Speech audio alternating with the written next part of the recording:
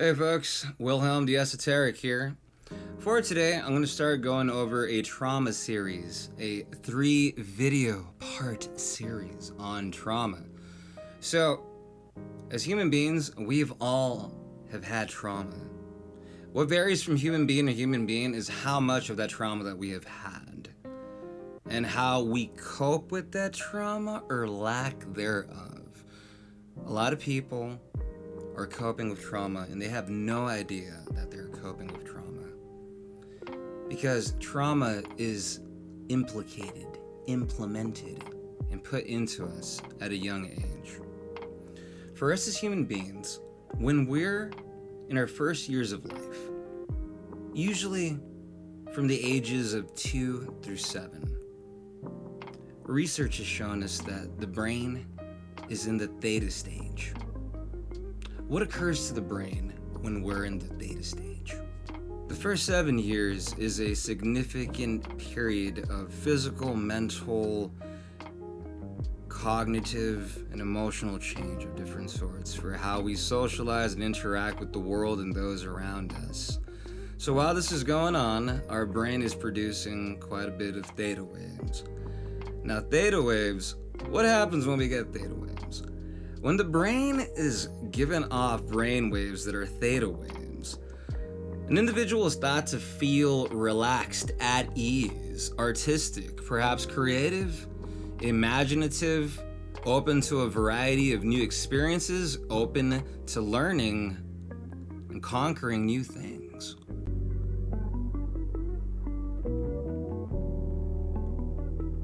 It is also a very specific time where the child usually uses a lot of their imagination when they're playing with others. And the more they explore that imagination, the more they feel free to do so, the more healthy the mind is during this period. Imagination, expanding our mind, trying to see what's out there with our own minds when we're kids, is such a crucial and big blessing to have as a kid, but not every kid, unfortunately, is granted just that. A child wants to feel safe. They want to be able to have fun. They want to be able to feel excited and do the things that they need in order to develop into a well-functioning adolescent, and hopefully, God willing, into a well-functioning adult. But that's not always the case. And here's where trauma comes in. If incidents occur that make us not feel safe, that make us not feel at ease, or worse yet, make us feel like we can't be ourselves and we have to run, hide, find refuge.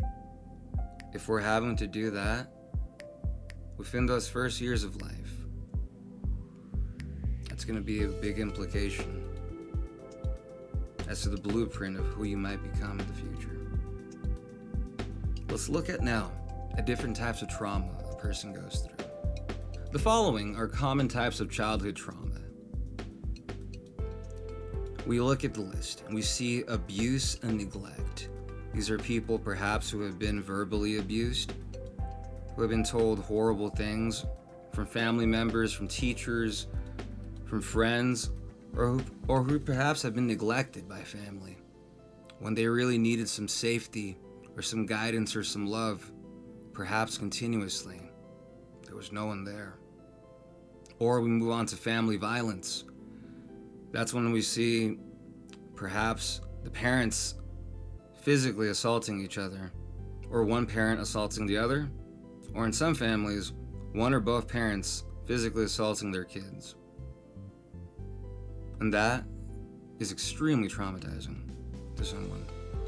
Or perhaps community violence, where we see people in our community, in the city that we live in, getting into fights over parking spaces, stuff at the store, at the grocery store, Black Friday, stuff of that nature. Or perhaps school violence. People that are bullied. People that are picked on, perhaps for no reason, and sometimes have to fight back, but sometimes don't have the strength to. Or people who unfortunately get beat up by multiple people. Kids that get ambushed by other people. Being fearful of going to school, and that happening often, can be very traumatizing. Life-threatening accidents and injuries. These are things perhaps when a small child at that young age perhaps has had some kind of accident, perhaps a car accident, maybe they fractured a bone, a ligament, or had some kind of serious injury that really made them feel hurt, scared, and sometimes unloved. Frightening or painful medical procedures. These are surgeries that perhaps have to do with something unique that happened to you, or some kind of genetic ordeal that perhaps runs in your family. And these can be very traumatizing as well. We also see serious and untreated parental mental illness.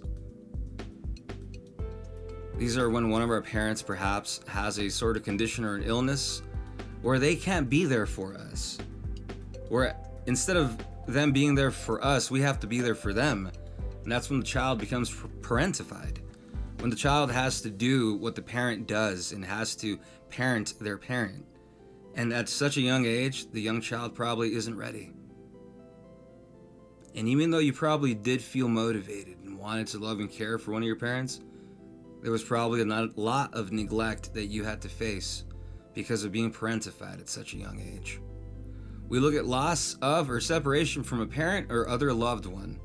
This is perhaps maybe for some of us who experienced one of our parents walking out on the family, or unfortunately for some people, both parents walking out of the family, a sudden loss or death, a divorce in the family, and you felt like there was little to no resolve when you were young. Some of you perhaps felt like it was your fault, like maybe you could have done something to stop it. The truth is, you couldn't have done anything, because that decision was not up to you. That was up to your parents, and perhaps you are carrying that burden of trauma on your shoulders that if only I would have been a better son or a better daughter, if I would have been a better person, maybe that separation would have happened. Maybe my father wouldn't have passed away. Maybe my father wouldn't have left. Maybe my mother wouldn't have passed away. Maybe my mother wouldn't have gotten up and left. And that's a trauma and a burden we usually carry. And that's a trauma and it's a burden that we usually carry with us on our shoulders. For years, for decades, for some people an eternity. That's trauma. Natural or man-made disasters. People who have been involved in earthquakes or other intense natural disasters in different countries, in different states, in different places all around the world. It varies from different parts around the world. But nonetheless, if we don't process them and feel safe and talk to someone about them, they carry on as trauma. Or for some people, it's war or terrorist attacks. Some of us, unfortunately, live in countries where there are attacks from other nations, war and the threat of war, and living under the predicament of feeling that, am I going to be alive later today? Am I going to wake up alive tomorrow? That is extremely traumatizing to the mind and to the body. Or we look at forced displacement or refugee status. These are people who have been perhaps taken out of their country or forced out of their country and have to adapt to a whole new country, a whole new way of life, and perhaps experience quite a bit of culture shock. And that can be very traumatizing as well, especially if it's all of a sudden. Or discrimination, where you go somewhere and you feel like you don't fit in, like you're not accepted because of who you are, and you feel alienated and you feel alone. If you feel like this at a very young age, that can be very traumatizing. And we also look at extreme poverty. These are people who unfortunately have not had the blessing sometimes of having their essentials, necessity, food, electricity, gas, and stuff of that nature. Or perhaps did not have a home, did not have enough for food, did not have enough for life's essentials. And that for a child can be extremely traumatizing. Any of these things at any age can be traumatizing, but especially if this occurs to you from those first few years of life. So with that being said, trauma changes the blueprint, the equilibrium, if you will, of us as human beings. Think of it this way, right? You're watching a horror movie, The monster's about to come up, the horror villain, whomever it is, he's about to pop up, he's gonna come up, he's coming, boom! Pause right there, just wait. Imagine if your body is stuck, is froze in that scared state right before that monster, that villain is about to attack you. That is now the new imprint, the new equilibrium, the new balance of where you're at. If before that you were at ease, relaxed, chill, your mind wasn't racing a lot, if you experienced something very traumatic, your neurochemistry, your neural pathways, physiologically, the way your central nervous system works, your peripheral nervous system, your parasympathetic nervous system, the way all that works, it's going to remain in that new startled state, that new startled state of fear, where we're going to be ready and anticipating the next attack. And that, in this life, is extremely exhausting because we feel like we can't be at ease. We can't relax. There's an impending doom. Something bad's gotta happen. I might fail. If I feel too happy for so long, something might happen. We get fearful because we feel our body not being at ease. Our anxiousness kicks up and our mood sort of goes down. We're living now to avoid the uncomfortable, not to live for ourselves, but instead, in an unconscious manner, our mind and our body is looking to give itself comfort and ease. And because of that, the new startled state that trauma creates in somebody, it makes a person seldom ever feel like they can be relaxed, like they can go somewhere and just have a good time. It's like, I gotta be on the lookout for that. I gotta be on the lookout for that situation, for that person, for that parent, for that friend. And some of the times, these people might not even be alive anymore, but we're so traumatized that we're looking for that because we wanna feel safe and we don't wanna feel vulnerable and we don't wanna feel hurt. That's what trauma does. So until we resolve the trauma, until we go into ourselves, we have to be able to go back to those traumatizing moments when we're ready. Because for some of us, some of those traumatizing moments are unbearable, especially for people who have been violated, people who have been taken advantage of, and people who have been caused all sorts of hurt. Trauma, in essence, is when we as people feel like we're in a situation where we have no control over ourselves and we are forced to do something that is so hurtful and intense in us that it gives us that new imprint, the new balance state, which is not a state of balance whatsoever, but is instead a new state of high alert, where we're going to be very vigilant to things and people around us because we want to be ready for that next attack. And that's no way to live. That's really stressful to you and those around you. You owe it to yourself to resolve your trauma. And that's why I made this series, because I want to help people resolve their trauma. I myself had to resolve my own trauma. It took me some time, and I'm still working on it. But I believe that as a society, if we further heal our trauma and work on our mental health, that we can truly thrive as a society and improve collectively as human beings.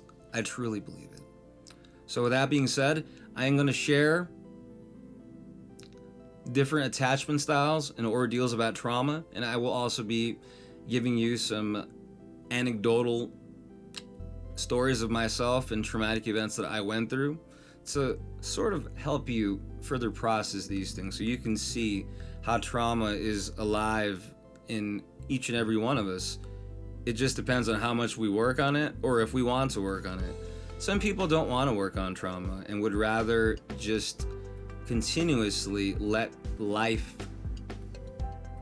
become difficult, because life can be very hard sometimes. But when we have unprocessed trauma, our triggers can be triggered so easily, and we're not going to have a clue. We're not going to know what to do. We're not going to know how to anticipate it. They're just going to react, and we're going to react, and boom, here we are, stuck in that phase of trying to rid ourselves of that uncomfortable feeling. And how do we do that? By coping. How do we cope? Everybody copes completely differently. So, with that being said, let's look at the different attachment styles when it comes to trauma. And this has all to do with how we're brought up when we're growing up. The first style of attachment, we have the secure attachment. This is where parent figures were attuned to and met your emotional and physical needs more often than not.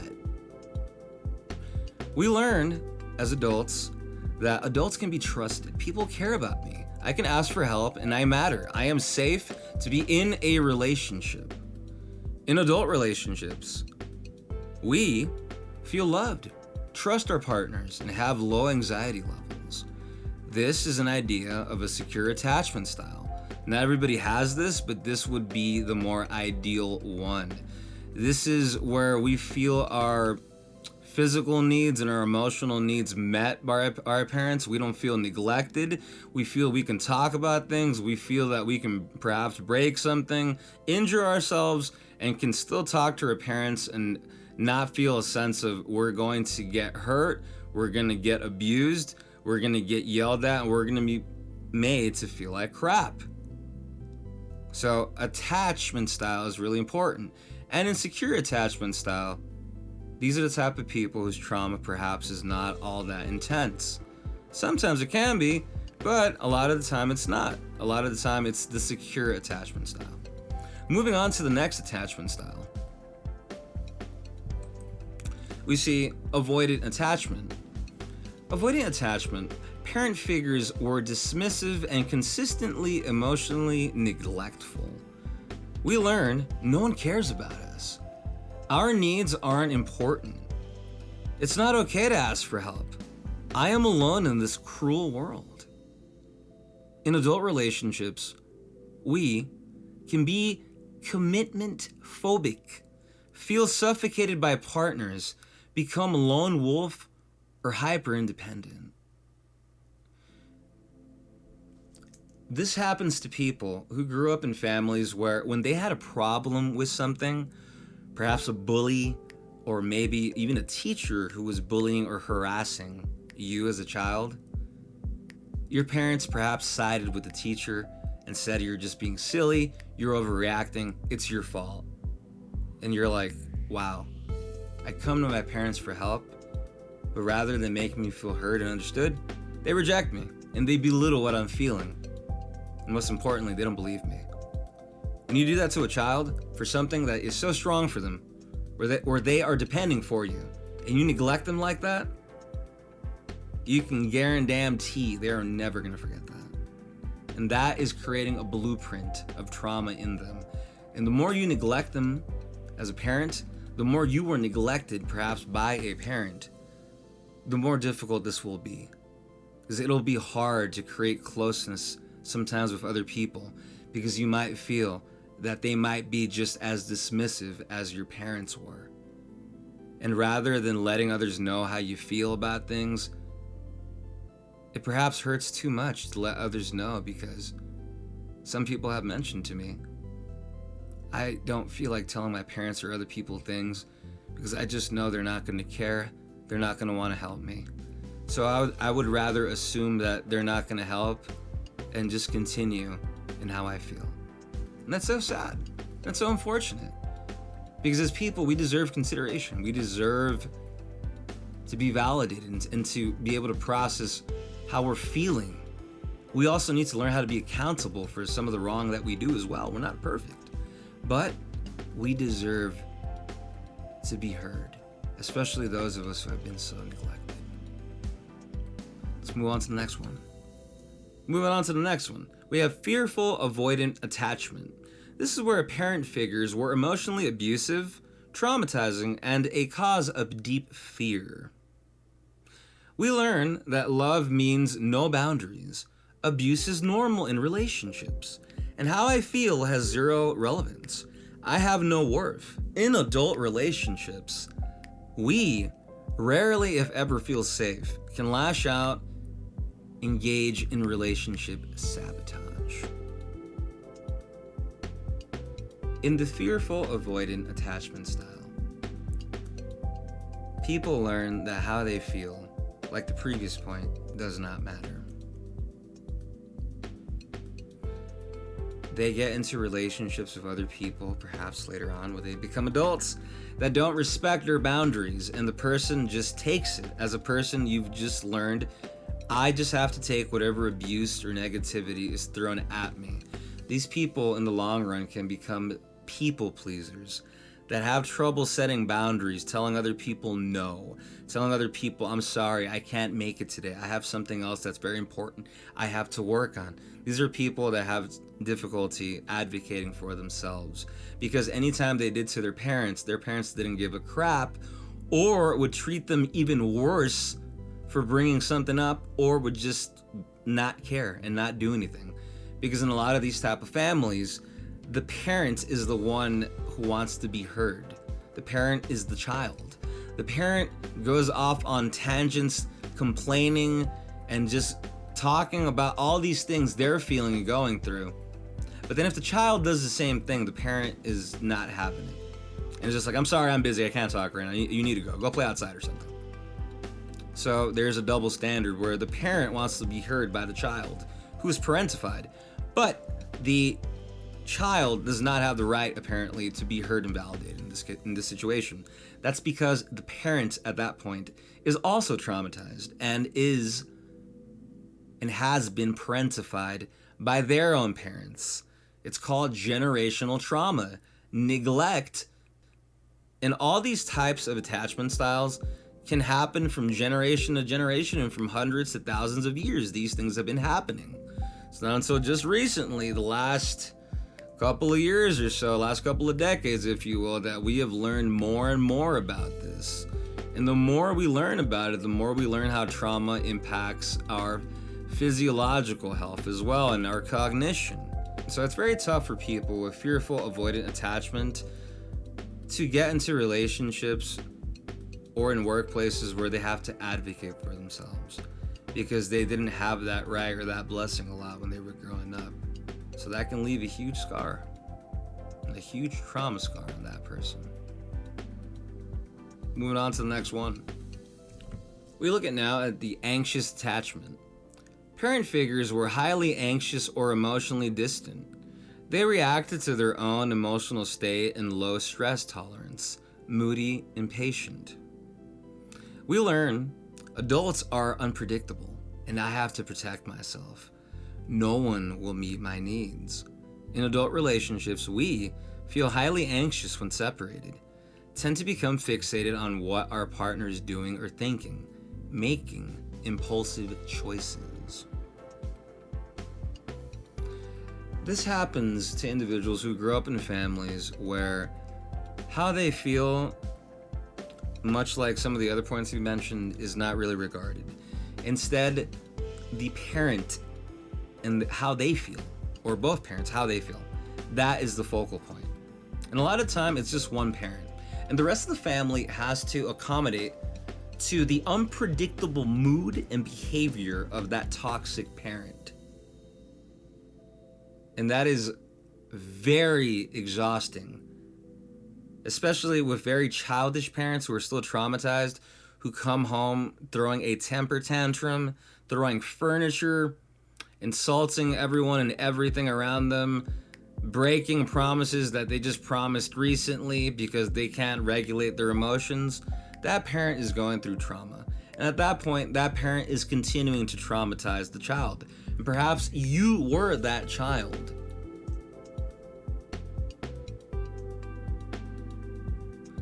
And what happens there is that when you become an adult where if someone doesn't contact you back, whether it be your partner, whether it be your job, your place of work, or if you did something wrong of sorts, you feel really anxious and really vulnerable. They're gonna leave me. I'm gonna get fired. Oh no, what's gonna happen? They must be upset at me. Something wrong, something horrible is happening. Just because it's been 5 minutes since I haven't called them back, or since they haven't called me back. We become hypervigilant to needs of others in an unhealthy way.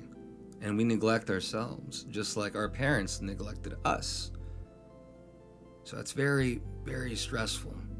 We have to learn how to advocate for ourselves and how to set boundaries and not take things so intensely. And the healing part of trauma will be discussed further in the third series of this trauma series videos. So stay tuned.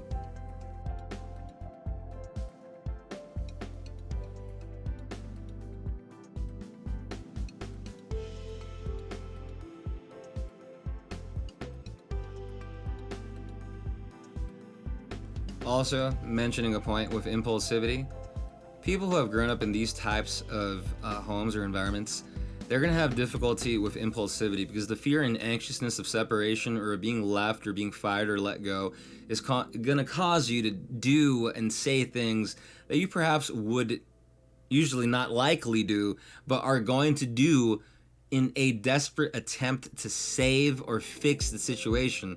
Or perhaps there is nothing going on, but your trauma is telling you there's something going on. And that is exhausting. So, something to work on.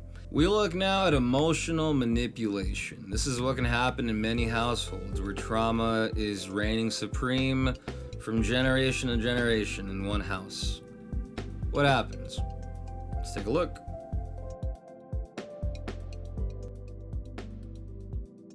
There are parents who use these sorts of tactics with their kids, and this can be very traumatizing. So there is the I will stop doing this. Testing, making someone do something in order to prove their love or commitment. If you loved me, you would do fill in the blank. If you were a grateful daughter or son, this wouldn't be a big deal. If you don't do this, don't look to me the next time you need help. These are all statements of neglect. All statements of what you're doing isn't good enough, so I'm gonna make you feel unloved until you do what I want you to do. Because I, as a parent, don't have the strength to tell you. Or a lot of the time, the parent doesn't have the ability to let you know. Because again, they are traumatized and refuse to work on themselves or don't want to accept that they have trauma, which is very common amongst people who are older and middle-aged and are of the past generations. Thankfully, little by little, that is changing because, as I mentioned earlier, we have to heal trauma as a society if we want to improve as a society. So that's one tactic. Moving on to the next. I will stop doing this. This is when recruiting other people. This is when we create the sides, the us versus them. Using character attacks or gossip to recruit people or other family members to view you in a certain light, or to get other people to get people involved in their case. This is what happens in families when the mom or the dad or whichever parent makes this thing where they bring one sibling with them and they go up against perhaps you and the other parent. And they try to create these character assassinations. They try to use your triggers. They try to emotionally bait you by sort of telling you things they know are gonna hurt you. They also try to gaslight you by telling you lies about things that happened, of things that you did that you know you haven't done or you didn't do that way, but they're lying to you, saying you did do it that way so you can feel guilty and feel bad. This is what happens when a family creates the us versus them. It's called triangulation. This is when you have one family member who goes and recruits people to forces these other family members to believe what they believe in through lies and manipulation, and then gets those family members or friends to go against the other family member or friend and try to cause them harm and hurt. This happens usually from people who are extremely traumatized and who grew up in toxic households where using the us versus them was very common. And these parents and these people, they use that to get their way, manipulate other people. And the fuel and fire of this is nothing more than trauma. And until that trauma is resolved, these people are going to continuously do that. Until also a boundary is made, perhaps on your behalf. And if that boundary is not respected, then yeah, you need to create a boundary of distance with that person, that situation, or those set of people, because you don't deserve to have your boundaries broken. And if you have trouble setting boundaries, I highly recommend you look online for resources on how to set boundaries, because you don't deserve to go through a lot of the bull crap that's brought up in this point.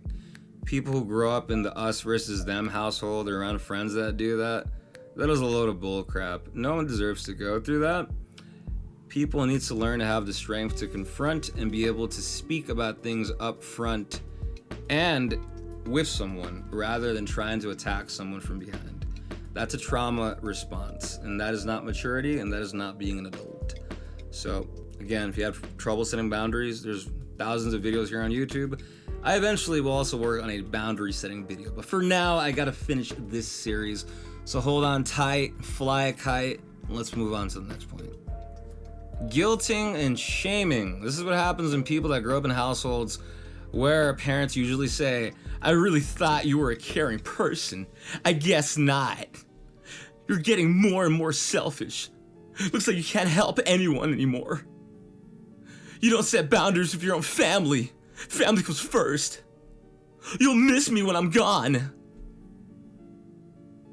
Now for me, I recall hearing that bullshit a lot in the houses that I was around as a kid, sometimes even in my own house, and I knew that stuff was a little malarkey even back then. But a lot of people and a lot of kids don't. They believe these things. A parent is using the child's sense of love for them and is using it against them. It's very sad. But again, trauma. And it's like, oh, but Will, I saw my parents, they did that to me as well, and my grandparents did that as well. Doesn't make it right. Oh, but my culture does that all the time. Doesn't make it right. You're flesh and bones. You bleed blood. You breathe in oxygen. You're a human being. And no human being deserves to go through these things. You loved your parent, regardless of whether you did the abusive things they wanted you to do or not. You were worthy of love and consideration. You are worthy of understanding. The lies of trauma that your parents told you, that you don't love me if you do this, how dare you set boundaries with me, that is coming from the place in your parent of neglect. Of the neglect that your grandparents perhaps gave them, and that your great-grandparents gave your grandparents, where consideration and understanding was not granted. Generational trauma healing, not an easy thing to do. You gotta be a cycle breaker. You have to go against the grain, and you gotta bring up these uncomfortable subject matters. And for families and people who have not brought these up, it's not gonna be easy at first. It's gonna take time, and yes, you will have to do follow-up. Some people think, oh, if I set the boundary once, it'll be good to go, right? No. This is gonna take months and sometimes even years, or sometimes even weeks, for you to get this new system implemented. Because a lot of the time you might be met with a lot of rejection and hostility. And that is also triggered by trauma. But remember, believe in yourself and believe in the boundary that you are setting. It's for your own good. Okay? Moving on to the next point. Parents using your past or your insecurities against you. If you act this way, you're never going to find a husband or wife. What happened to that nice child I raised, who was there for their family? You're holier than thou now, but remember when you used to. This isn't a good idea. You have a history of making terrible choices. You should never give that a try. This is yet again coming from a place of your parent not wanting to lose you in some sort of ways. So when you start sharing your individuality and that you're making changes and perhaps breaking that generational trauma where nobody advocated for themselves, where nobody set boundaries for themselves. When you start doing that, as I mentioned in the previous point, this is some of the bull crap that's going to be thrown your way. What happened to that beautiful little girl I used to know who used to let me abuse her? They're not going to say it like that, but that's what they're going to mean.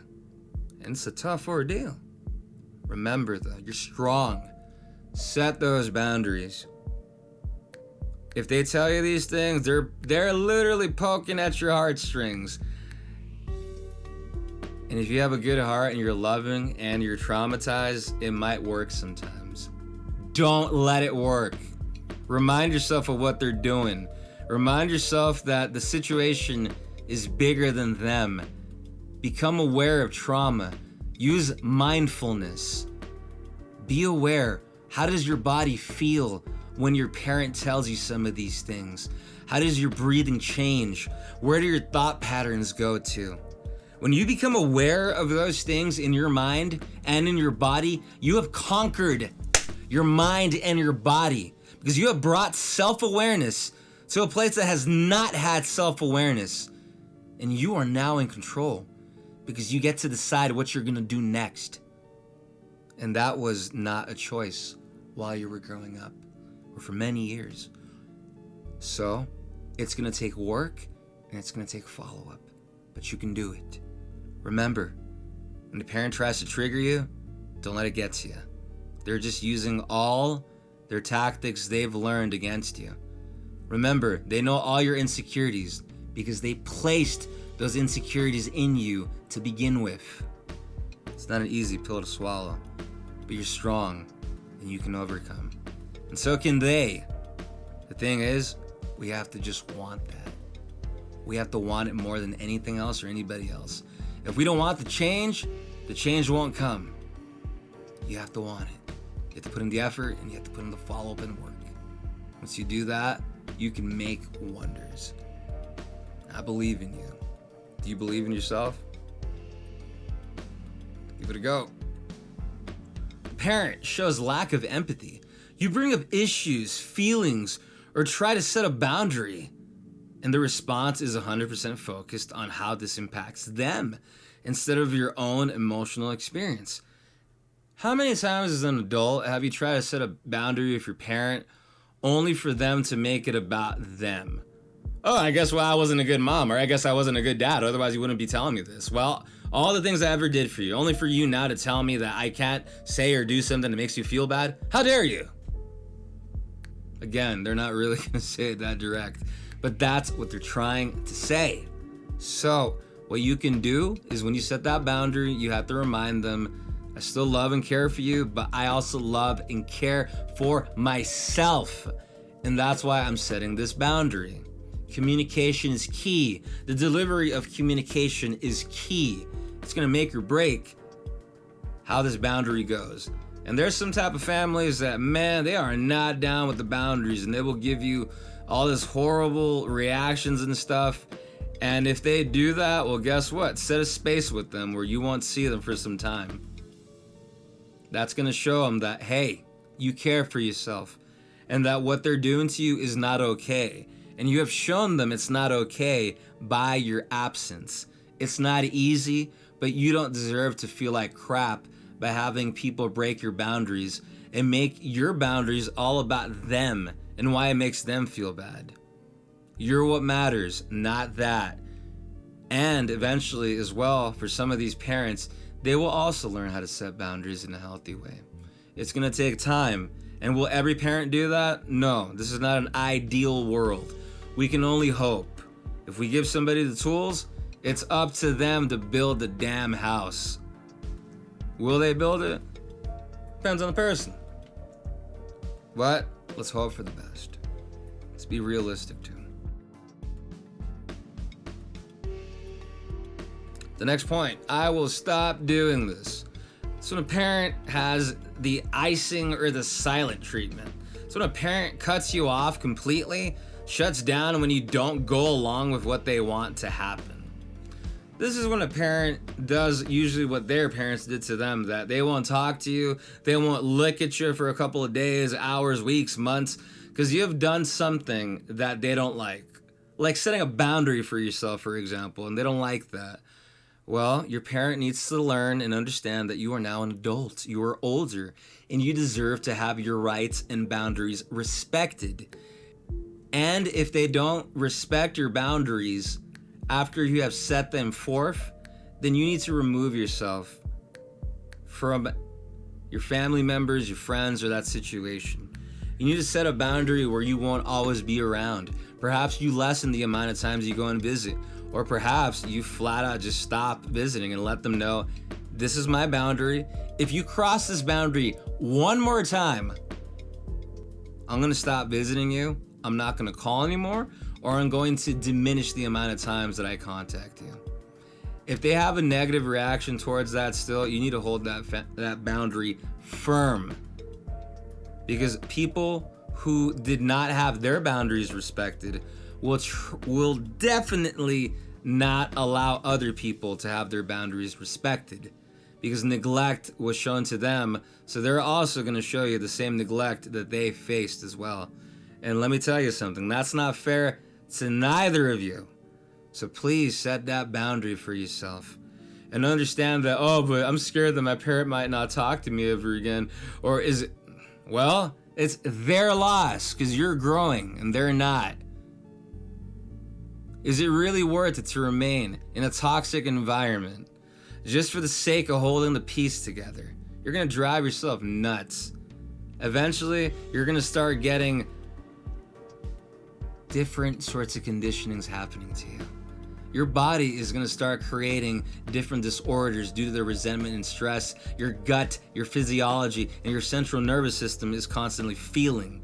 For those people that try to escape the uncomfortable thoughts, and it's just like, no, well, it's every time I'm given the silent treatment, I just can't take that. My parent has the power.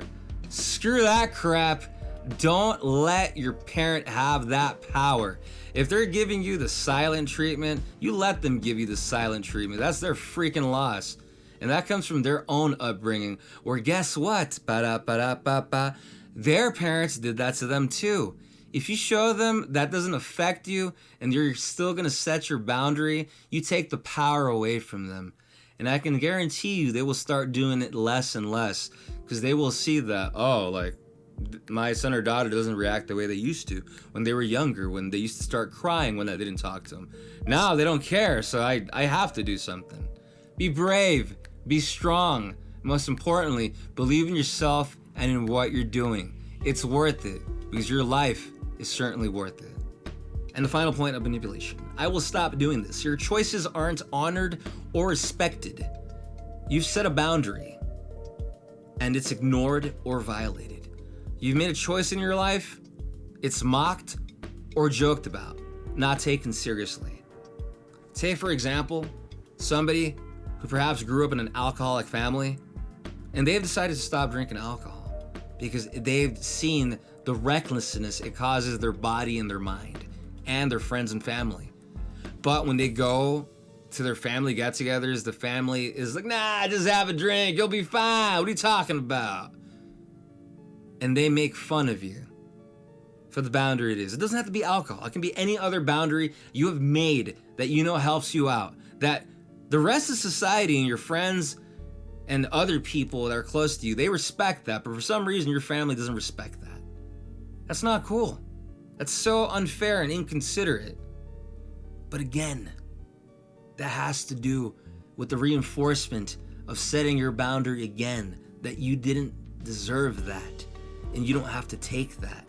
If they have done this over and over again to you and you've told them to stop, make one more clear boundary. And if they violate it again, set that distance where you don't contact them and you don't see them for some time.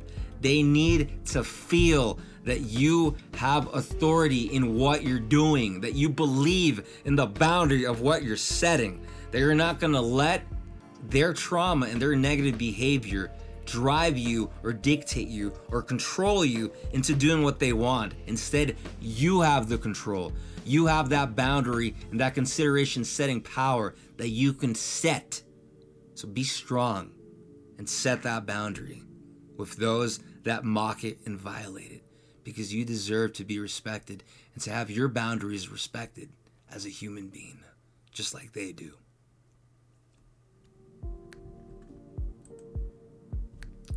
A final look. We look at what a wounded ego looks like. A lot of times when we're traumatized, we go through a lot of brutal stuff, our ego takes quite the blow when we're growing up. And what happens is we get a lot of brutal stuff back in terms of our mindsets and behaviors and how we feel. We have a tendency of having a black and white, right or wrong mindset. Everything's either this or that and this. Inflexible thinking.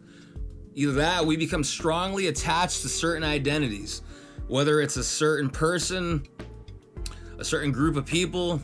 We're like, nah, we bleed and breathe this person, this group of people, this culture, or whatever it is. The individuality of the person is neglected, much like the person was by their family.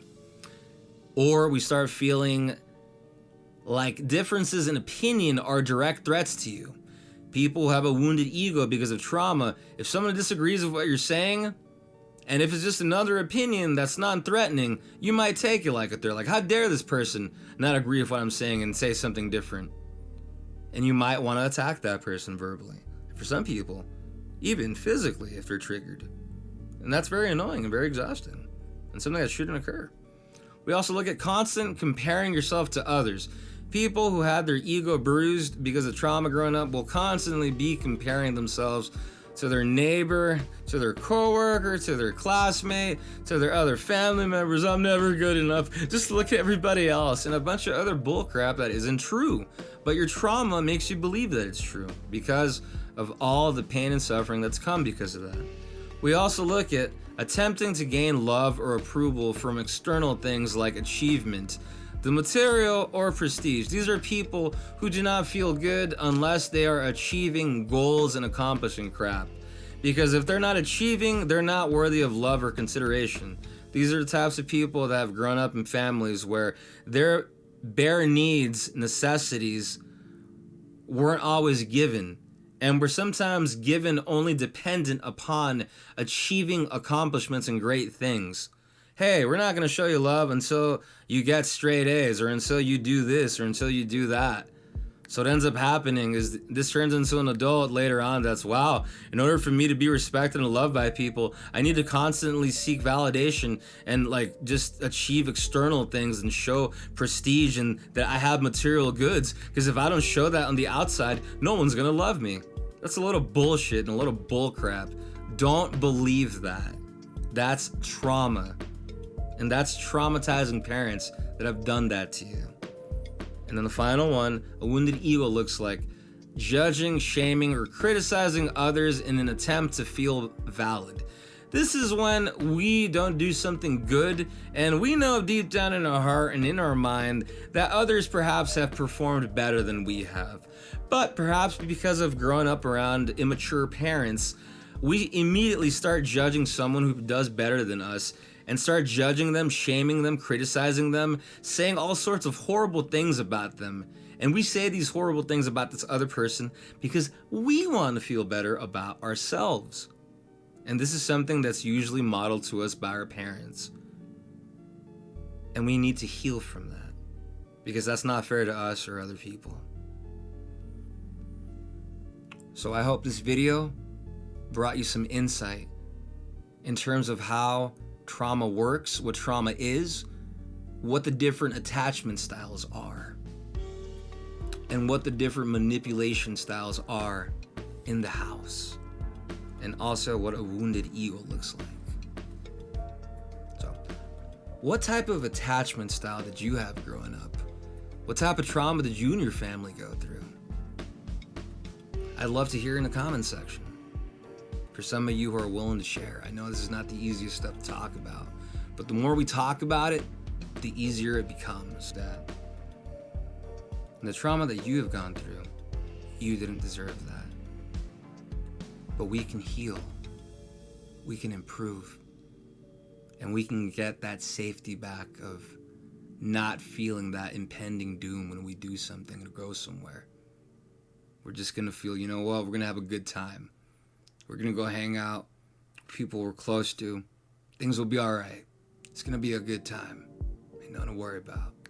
I'm feeling good. That's what healing looks like and sounds like. I hope you can heal, and I hope you can reflect. With this video series, I'm gonna take it further. I'm gonna discuss trauma a little bit further and give you guys some tools on how to heal trauma and how to further process trauma so you can grow as a person and get that sense of peace and happiness fully back to yourself. And I'm going to share some of the stuff that happened to me and how I overcame. Because if I can overcome, so can you. Believe in yourself. Believe in the cause of what you're doing. You can thrive. You can grow. Take it little by little. Don't do nothing. Do something. You're someone. You're someone special. Make the difference in your life. I believe in you, and I know you can. This is your old pal Wilhelm, signing off, letting you know that healing isn't easy, but it's possible.